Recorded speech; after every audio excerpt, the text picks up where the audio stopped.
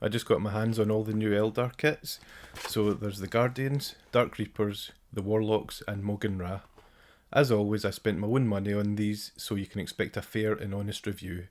I'm not beholden to anyone, so no one can sway my opinion on these. I've been looking forward to these for a while. Eldar are way overdue a refresh, and they are one of my favourite armies in the whole 40k universe. I've never actually completed an army of them, but I think this might be the time. I'm still stuck for a craft world to paint them as. I thought You May Lock might have been the ones, but then I saw really good ones on Facebook and I was kind of disheartened. So I'm still looking for an easy to do, really good looking craft world. If the worst comes to the worst, I'll go Biltan or Samehan, but I don't really want to. I definitely have to talk about the price with these kits. They seem expensive, and I'm not talking about usual Games Workshop expensive, I'm talking about really expensive, like prohibitively expensive. Now, I don't normally get sticker shock. Like, if I see a high price, I think, what am I getting for this? And I really need to get the product in my hands before I decide, so that's what I'm going to do here. But when I found out I'd spent £160 on 4 kits and a codex, I was really quite concerned. When it came out in the basket, I was just dumbfounded, really. It's the most I've ever paid for that amount of miniatures. It comes out at 18 infantry-sized miniatures, plus a heavy weapon platform, plus a codex, so for £160, that is not a lot of miniatures. I believe that the impending price increase has already been rolled into these, so the price won't increase further, thankfully, because it's verging on the ridiculous right now. Now, after that rant about the price, you might be surprised by this, but some kits feel worth it, and one of them definitely does not. Put in the comments below which one you think I'm going to say is not worth it. So we'll go with the rank and file first. We've got the Guardians. There's 3 sprues. You can get 10 infantry plus a heavy weapons platform out of them. You can make Storm Guardians or Guardian Defenders. I chose to make the Guardian Defenders because I love shuriken catapults, so that's why I went with them. The heavy weapon platform comes with 6 options. You could probably magnetise it, it's quite easy. It's not a lot of parts, so you could magnetise it fairly easily, I think. I chose to build mine with the Bright Lance. Looks really good. The sculpting and the plastics are just really good quality, and it looks like it will paint up really nicely. You can tell this is a modern kit because the parts are absolutely crammed onto the sprues. There's not a space left anywhere. You have to go hunting for a few bits, but that's normal with Games Workshop kits nowadays. You can tell immediately this is a big improvement on the previous kit, and surprisingly I was left with 21 heads afterwards, so that is a huge amount. Obviously 10 of them were the Storm Guardian heads with the plumes on the back, but you could use them for anything. There's a whole load of unhelmeted heads and they all look fantastic, like the sculpting on them. If you've ever seen a comparison of the old heads and the new heads, it's night and day. There is no comparison at all. It was a very easy and a very quick build. I probably cleaned all these up and put them together in about an hour. Now if you want to leave the arms off, it's very easy to sub-assembly them. I'm too old for that nonsense now. I'm just going to build them and then see where I can get my brush in. Anywhere I can't get my brush in, it's probably not going to be visible anyway. So in my earlier years I would have sub-assembled things. I call myself the half-done hobbyist for a reason, and that's because I would half do a project and then move on to something else and then lose all the sub-assemblies for the previous project.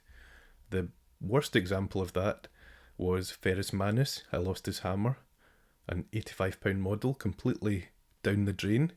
So I try not to do that anymore. I just try to build them, and then it's a lot easier to get that project completed. My one complaint, and it is a very small complaint, would be that on some of the models there's a very small contact point, so it might only be the tip of a toe that's contacting the base. So you have to glue that and then prop up the model while it dries, otherwise it will just fall over. So you've probably got your own method for that. I just use paint pots to prop them up, and it works fine. I actually think this kit seems worth it. It's £32.50, and that is currently the price of 3 Blade Guard. Tomorrow it won't be the same price as 3 Blade Guard, because the Blade Guard will go up in price while this stays at £32.50. So while I think this is on the cusp of being worth the money, I think it's still in an acceptable range. Let's talk about the Dark Reapers now, and they got a lot of hate when they were announced first of all, because of their tiny wee skeletal faces. They just looked a bit silly, and I wasn't that bothered about it, and I'm still not that bothered about it. Now that I've got the kit in, the faces seem okay. There are options. I'm going to try filling in one of the mouths and see if that looks better. There are head options in the box. For the Yunari, there are open helmet heads. They look really good, but I'm going to keep them just for Ynnari because I want to differentiate them that way. And I don't think that a Dark Reaper can be a proper Dark Reaper without the full skeletal helmet. It's just a shame that the helmets aren't better. I've previously had the Finecast Dark Reapers and I would never touch them again with a barge pole. These plastic kits are so much nicer. There's lots of Exarch build options, there's like double missile launchers and all sorts of other poses and things like that, so that's really cool. My mind has changed about these models because I was kind of in the silly looking camp as well at first, but in a group, in a squad, they look absolutely fantastic. I am on board with these models. My only problem would be the price. They're £35 and that comes out at about £7 a model, and that is getting into the obscene territory. I mean, you get 10 Guardians for £32.50 and they're similarly sized models, and these ones are £35 for 5 models, so they're expensive. £7 a model is a lot for an Eldar. I'm glad I've got them, but the price doesn't sit well with me. Now on to the Warlocks, and where do I start with this?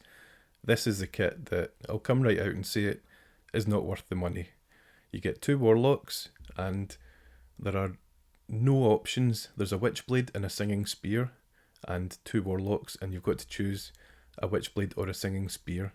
You don't get the option of 2 Witchblades or 2 Singing Spears. If you wanted that, you would need to buy another box, which I think is absolutely shocking. These things cost £32.50 as well for 2 miniatures. So if my mathematics is right, that's £16.25 per miniature. And you don't even get options? That is terrible.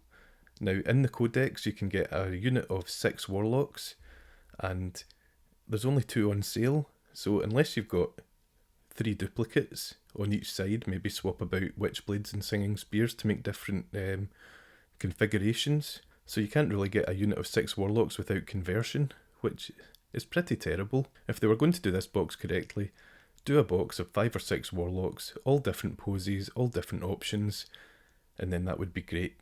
As it is, this does not feel like value for money. Sure, they're detailed models, they're really nice sculpts, but there's 2 of them, and they're very, very expensive. I've seen a lot of people on Twitter defending this price, and when you break it down to the actual cost per model, I don't think it's defensible at all. I think it is high, and when you consider that a Dark Reaper feels like it's too high at £7 and these are £16.25, that is bad. These just did not hit the mark at all. I'm going to move straight on and be a massive hypocrite, because after all that chat about price per model, we've got Maugan Ra at £27.50. I have to admit, over the last week or two when I've seen people's paint jobs on Twitter, I've come to hate this model. I didn't like it at all. At first I thought it was a bit spindly and not really bulky like a Dark Reaper should be.